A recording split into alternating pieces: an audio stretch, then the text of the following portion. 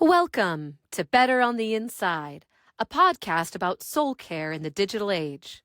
This is your host and pastor, John Pyle. What's up, y'all? It's good to see you. Glad to have you back.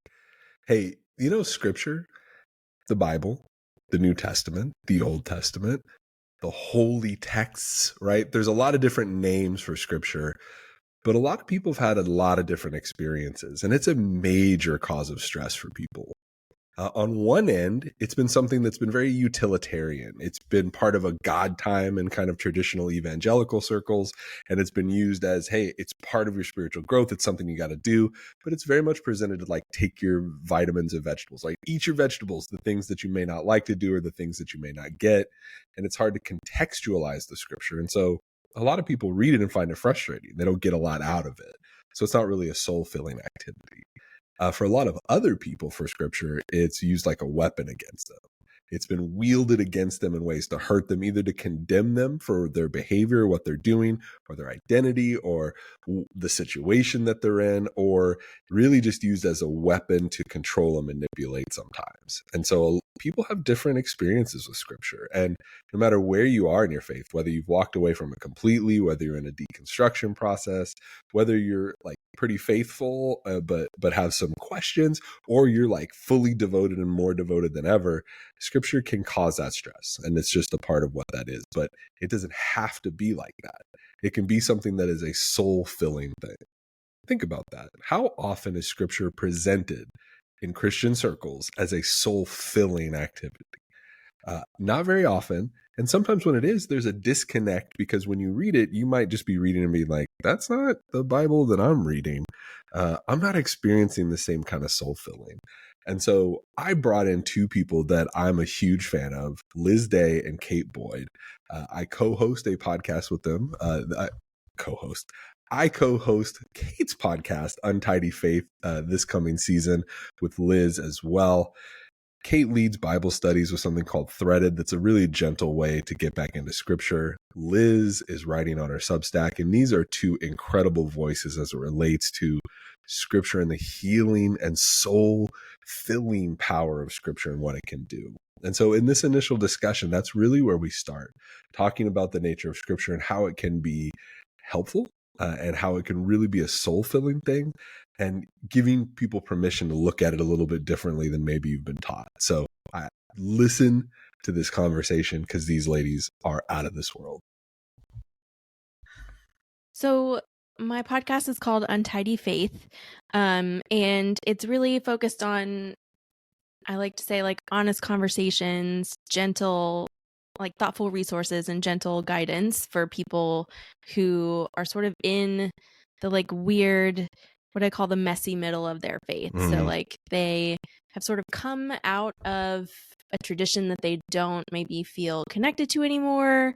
They are presently re-examining parts of their faith, or have been doing that and are sort of looking to reconnect with it in a deeper way, but as the people that they are now versus like who they used to be when they had these other beliefs. And so I just try to meet them there. And the podcast has sort of two formats. One, I interview people who have wisdom to bring them. And then, of course, the other one, which I feature John and Liz on this season. I like to rotate co-hosts so that I get, a good like variety of perspectives each season.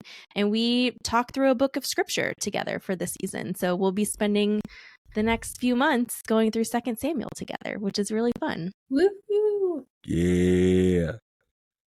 Hanging out with David, our favorite character from scripture. 100%. The Love smallest him man who ever lived. so much. No notes for David. You'll have to tune into the podcast to hear our unfiltered thoughts about David. Actually, you'll have to tune into the podcast to hear the PG-13 version about David, and you have to pay the group extra. text is where the unfiltered version is. To hear the that. non-rated version of all that. So a big part of what you're doing in Untidy Faith and kind of your every other week focus is walking through a scripture text. And one of the things that as people are in this messy middle of transition and kind of reevaluating, like some people would call it deconstructing, some people would call it like changing how I practice or maybe moving to a different denomination. One of the things that I find repeatedly that's hard for people is scripture, engaging with scripture in a meaningful way, kind of at the soul level, not just in the check box level. And so as y'all think about that, Liz, Kate, what are some of the ways that you struggled with scripture in your own spiritual journey? Oh I was gosh. going to ask a second part and then I stopped and then I'm like, no, let's start with the struggle. pregnant Let's start with the pause. struggle. Well, because I'm doing the classic Christian thing of like skipping over the messy middle part of just like, what was your struggle? And then how did it get better? But it's like, no, talk about like, did you have struggles with scripture and what might that be from your story? Oh yeah. I think to your point, there is very much this evangelical narrative of, oh, we had a struggle, now it gets better, and there's this like neat tidy bow. But there are so many stories in scripture that don't have a bow. Yeah. And I feel like when we only go in with eyes to look for bows, we'll never see the ones that don't have the bows there. So I know for me, there's been a lot of harm that's been caused because you're in these situations and people are throwing the bows at you and you're like, no, this is harmful right now. And trying to find the beauty in a God with this real life situation and this real life messy story has been really healing. Just to know that things can be complicated and things can be real and things can be true and they can be true about God at the same time and holding lots of things in tension. Yeah, I think for me, I really grew up with sort of like the checkbox Christianity and the checkbox approach to scripture. And I really sort of wore myself down with it for a long time, especially when the approach to scripture is, how do I figure out how to be better? Like, how do I see what's wrong with me so that I can be better when I look at scripture? So in that way, like, I struggled to like even want to read the Bible, because even though I love the Bible, I love teaching it, I love learning about it, I love digging into all the details. I mean, it's literally like now part of my job that I made for myself, but it's because now that I have found some of that freedom of like being able to sit in that tension, or being able to like look for God instead of looking for myself, or looking for the theme and the ethic and the journey toward wholeness, versus like, how do I just reshape every part of me into a more acceptable version? And I think that really was kind of like the theme of my Christian life in general, but certainly with scripture. And that doesn't even cover, how scripture was used against people like me. So I think there's part of that too. Ooh, that's great. So I'm gonna keep pushing on the struggle a little bit. Like, how did that impact you at like a soul level? And so there's this like, and so in my like understanding of how we work, there's an emotional level, there's like a deeper soul level, but there's like this spiritual connection with God and with all of that. Like, how did the misuse of scripture impact that? Because part of what you just hit on a little bit was like the depravity of Kate, right? Of like the Bible is kind of consistently starting with this like, you're an awful worm that deserves death. And so like, how did those messages impact you internally? I think for me, it's hard because I'm also a perfectionist. So like, there was a sense of, well, if I can just sort of master all of this, that I'll be able to figure it out and I'll be better. I'll be as good as I can be, knowing that I'm a deplorable worm that doesn't deserve anything, right? Like, there's this sense of that, but it does sort of like permeate your whole life, and you sort of like become. Yeah, I mean, I think it wore me down, not only sort of thinking of myself that way, but also only ever looking for what is bad in me or what needs to be improved, rather than getting an opportunity to either rest and or even just sort of like connect with God rather than it being Mm, about how I can continue to earn and be better for God. And then I think it also sort of, eroded some of that. I mean, it definitely eroded some of my self-trust along the way too. And I think yeah. that has been a big, I mean, I'm still doing that. I'm still dealing with that. Like, I was even talking to someone this year that I was like, this is my year of like radical self-trust. I'm going to Mm, relearn that, like, and relearn that innate goodness and trust my instinct in that way. Um, and that just wasn't really a part of my experience before. And so I think that with scripture was really like that's a hard way to go about like engaging with God or being in a relationship with someone Yeah. that like only ever tells you how much you suck is like not yeah. great. And where you're always sort of striving, and that was really really, and that was kind of the crux of what I did. And then Mm, that trickles out into how I was teaching it to everybody else, which I hate to. you know yeah. you pass it That on. that kind of makes God a pickup artist, like negging, right? Yeah. Oh, that's a Like, good way to put it. Yeah. yeah, of like negging attraction, of being like, oh, you'd be so pretty if you just did this. And it's like, oh, okay. For anybody who wasn't alive in the mystery pickup artist era, there was a whole era where this It's the whole guy thing. would like teach sad, we would call them Yeah. incels now, how to pick up women, not for like good purposes, definitely just like a No. one night thing. And negging was a part of it, where you would say something somewhat positive but mostly negative to like capture a girl's attention, and Yeah, it's sort of really like a horrible. backhanded compliment situation. Yes. And it turns Mhm. out that he was actually a very exploitative person. So not Yeah. great. Not your best. Who would have known that the pickup artist whose whole mission was to drive Had not seen it incels coming. Yeah. was abusive in some way? Okay, so So what?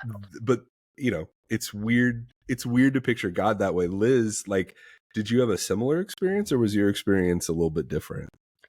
I think in the same way that I really viewed myself as somebody who was small and who was a sinner, um, one, I didn't trust God because I always thought that he was mad at me. But Mm. also, I felt like God Yeah. had too much on his plate. He was too busy.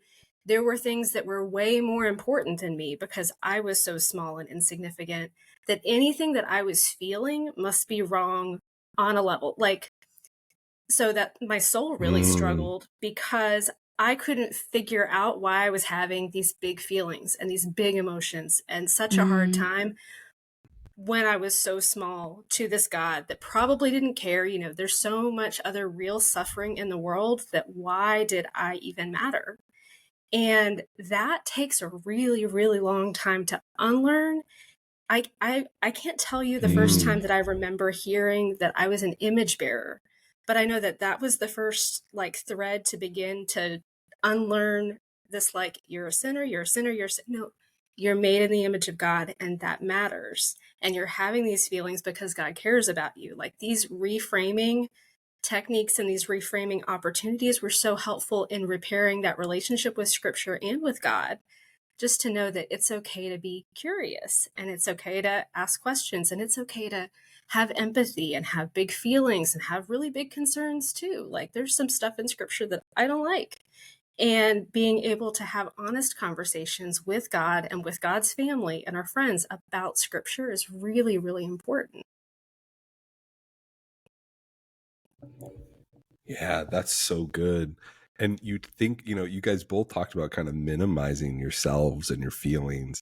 And it reminds me of a conversation that I had with Becky Castle Miller, of just where it's like, above all, the heart is deceitful, brother.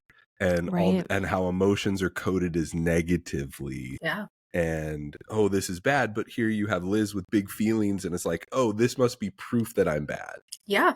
And I think one of the things that go ahead, Kate. Well, I was just going to say, but you also combine that with like God looks at the heart, right? And so Yeah. you sort of have this Ooh. mixed message that ends up sort of like well, God looks at your heart, so make sure it's good, but also your heart's deceitful, so you can't Yeah. ever really know.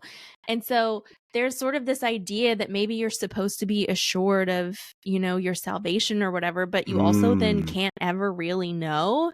And so, I mean, I know I went through a whole phase of just like being terrified I was going to hell every single day. Oh yeah. In junior high, that I what that dominated my life, but it's because of these sort of messages that we get that we can't trust ourselves, we can't actually know, but also we have to know the exact right things. And so there's just sort of this weird dissonance in that really just sort of keeps you in that sort of emotional upheaval, but then condemns you for being in it. And that is I mean, it's stressful. I don't know how any of us made it through any of that, how do you, it's hard to, it's sort of its own sort of kind of lowercase t trauma, right? You're sort of navigating and having to unpack all of that throughout the rest of your life so that you can heal and become, a different whole and healthy person that then sort of affects your relationship with God. At least for me, it has. But for a while, we were just trapped in that loop, right? With those mixed messages coming at us. Oh, and it's man. a cycle you can't get out that's of. such a great point. Yeah. There's no escape. I mean, it sounds like an abusive relationship. Mm-hmm.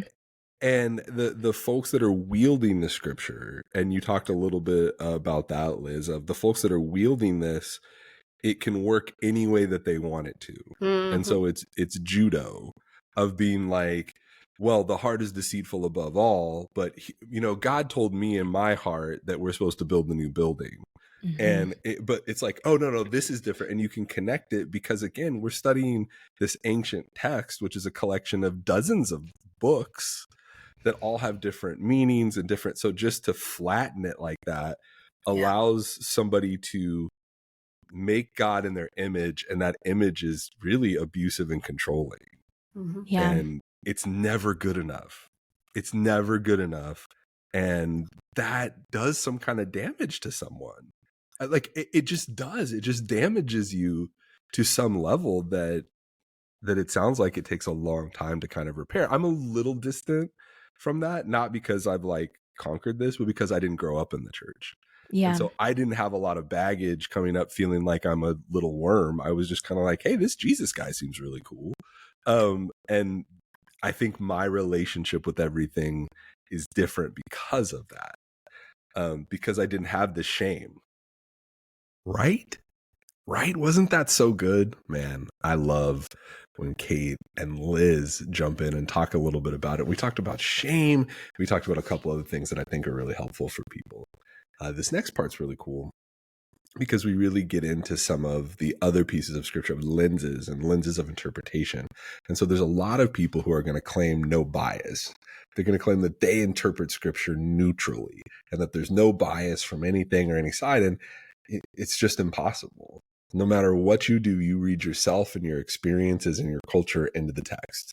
It's just part of what people do. There's nobody that's totally neutral. And so part of what Kate talks about in this is giving people the freedom and an ability to open their minds and see scripture in slightly different ways. And I think it'll have a big impact if that's you. So check this out. One thing I do, so I have a series of Bible studies that I open up a few times a year. And we study something different every time. It's called Threaded. And one of the things that I found was really, really important to include in that was a place for people to ask whatever question they wanted. And because not to brag, I'm a master of biblical studies now, She so sure I is. know things. Master Kate boy. But what that comes with is access to resources that people don't have, Mhm. access to scholarship that people don't have. And so having a place where they can ask me, a lot of times last year, in the first study that I ran, they're interested in what a particular word is or, what did it mean, or what are some other ways that it could be taken? But they're also interested in, they're like, I'm really curious what somebody from this part of the world would say about that, or what somebody, what a feminist would say about that, or what this kind of person would say about that. And I was like, great. I actually read some of those articles. Not everything makes it right into the thing. Some things have to be cut out of a lesson, but I'm so glad you asked. Let's talk about it. And so I'd, give them the summary, the high points of all the journal articles I read or whatever, because people are curious. But we weren't encouraged to be curious about scripture. And so I think having a space where people can be curious and ask questions. I recently had Trey Ferguson on my podcast, and he was talking about how the Bible studies that he hosts at his church now are largely just a time for people to like sit and ask questions of, like, they read the scripture, but then it's mostly just him fielding questions from people about things because they genuinely have a curiosity about that. So I think sort of encouraging that curiosity and bringing and creating spaces where that's okay, and that we can even open up some of that, I have found has been really helpful and encouraging for people, because they sort of realize that there isn't really an off limits question when it comes to scripture. And or even an off limits interpretation necessarily. Like, sure, it could be quote unquote heresy, but like who decides that, right? Like did these guys in 400 who like made a creed, they decided for all of us, and and I'm a creedal Christian, so like nobody has to worry about my salvation, I guess. I don't know, just to clear that up. But like, I understand where people come from when they get different ideas or different interpretations, and I think allowing people the space to wrestle through those, and even giving them different options, so that they know that, I mean, when it comes to scripture, we're all sort of picking and choosing. And so we sort of kind of have to all make our decisions, and that there's permission to make some of those decisions. Like, you sort of re-grant them their agency in interpreting scripture. And I think that's really important for them. One of the words that Kate just used, it's so powerful, is agency. Agency in interpreting scriptures and removing the Bibles from chains in the pulpit, right?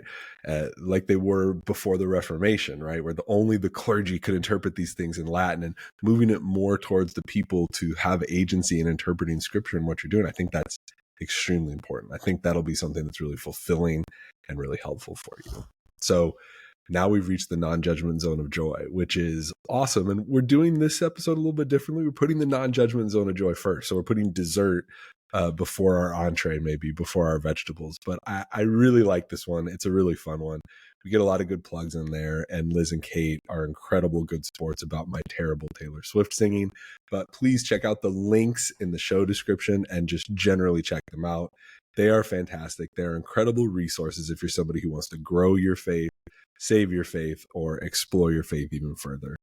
Man, I am so excited about this non-judgment zone of joy. I love you guys. I'll see you next time. Cool. I am not opposed to wearing a tutu. So we'll go Taylor Swift. I'll sing the non-judgment zone of joy theme song. I'm going to ask y'all one question. What's bringing you joy right now? Because joy is essential to the soul. It's just part of what it is. And so what Taylor Swift, oh no, you guys know way more Taylor Swift than I do. So I'm going to have to pick a very, I think I know what song. I'm going to, in the style of you'll pick it up. We'll go with the non-judgment zone of joy. It's us. We're in the non-judgment zone of joy. It's us. We're in the non-judgment zone of joy. There we go. That worked. I got very self-conscious about Swifties potentially hearing this and mailing me threats. So I think that was a good effort. I knew what song you were doing, so we appreciate it. There you go. Yeah, I appreciate it. Awesome. What is bringing you joy? Besides Taylor Swift? Yeah. You could choose Taylor Swift. It's non-judgment. So anything that you feel that you love, I love Taylor Swift. We're cool. This Taylor was a big cool. Taylor Swift week. What is bringing you joy right now? I know this sounds really, really silly, but since it's a non-judgmental zone, I'm a sucker for a really, really pretty sky. Like, I will wake up early and look out the window with my cup of coffee so that I don't miss the sunrise. And if I miss the sunrise, especially if it was a really pretty one, I will be super bummed. But I love a beautiful sky, beautiful clouds, beautiful sunrise. It just does something deep in my soul and makes me all kinds of happy. Mm. That actually sounds like a early Taylor Swift lyric. Probably is. Like, I'm a sucker for a pretty sky. And you could fill in the rest. That's very poetic. So for me, I've been getting really into like ambiance videos on YouTube. So like I'll put them on while I work, and you two know this and some other people know this. I've been reading a lot of fantasy books recently. And so for most of those books, if they're really popular, and I'm only reading popular ones right now, they have like people who have made like ambiance videos based on like places or like No things way. Yeah. So like if you're reading, like Yeah. I was just reading ACOTAR, like the series. There's like someone made like a Valeris one. So like they're not perfect, but there's also like this little like Celtic village, like enchanted forest village thing with like fun music.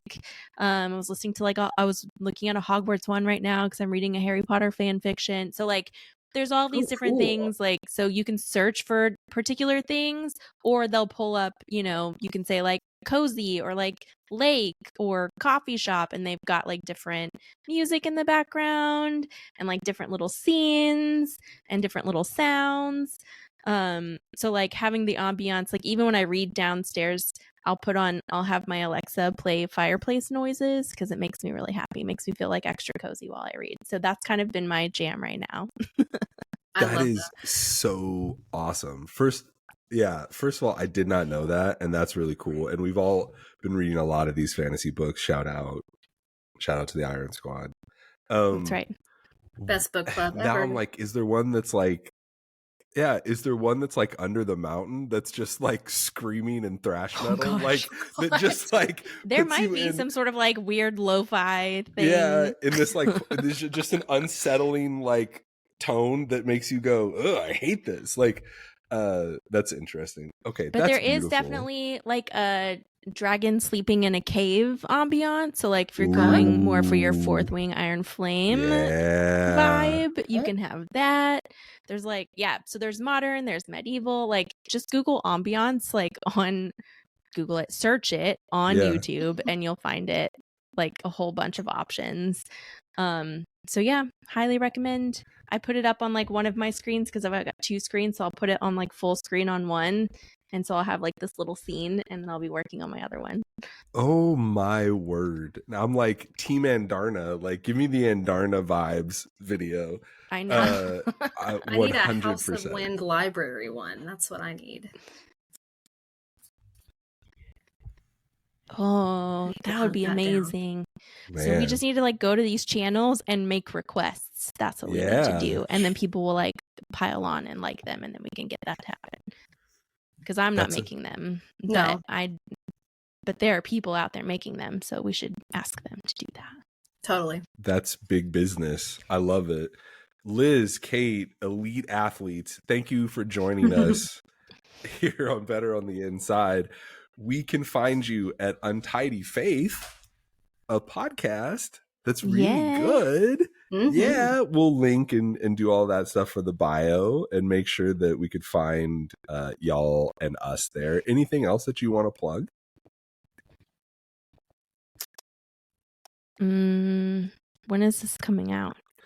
Ooh, it can come out whenever we want it to come out. Well, okay. Not this week. It's not coming out this week. It could be next week if you want. Well, because there are different opportunities at different times. Okay. So I have a book. It's called An Untidy Faith. I talk about some of those things around like church that we've talked about before. That like quantitative discussion is in there because I'm obsessed with how we think about church. It's one of the reasons why Liz and I are good friends. We could talk ecclesiology all day. Sorry. The second thing is the remembered table. So if you're in a space where you want to rebuild practices or rebuild connection and community around your spiritual practice, the remembered table is a nonprofit. Everything is completely available free to you to join us for different spaces. So you can go to remembertable.org and find all the events that we do and get the gist of what we're up to. And then the third thing is I think starting on the 19th or at the end of February, mid to late February, I'm launching the next round of Threaded, and we're focused on the letters to the churches in Revelation. So Revelation 2 through 3. So we're going to do one letter per week. We're going to have a nice 8 weeks together with our welcome party, plus the 7 church letters. And that gives you the space to I bring a lesson where I teach, through what I sort of see as the focus, but there's plenty of space to ask questions every week. We'll have a Facebook group so that you can chat with other people about it. So there'll be a lot of fun things this round. And so that's opening up soon. That's very cool. Well, I'll make sure that I release it in time for people to register. Perfect. Love it. Love it. All right, Liz, what you got, girl? I like hanging out on Substack. You can find me over there. Just Liz A. Daye, Daye .substack. And yeah, I like to hang out on Threads and Instagram too. So find me there. Yeah, we'll get all the links together to make sure that y'all can check these wonderful ladies out. It's just incredible to talk to you guys. I'm so thankful to have this opportunity. Thank you for opening up your hearts and your souls to share with us. And it's always fun to chat. Thanks for having me. Thank you for listening to Better on the Inside. Please take a moment to rate and review the podcast wherever you're listening. And don't forget to subscribe so you never miss an episode. Send your questions and comments to John, Jon, at betterontheinside.com.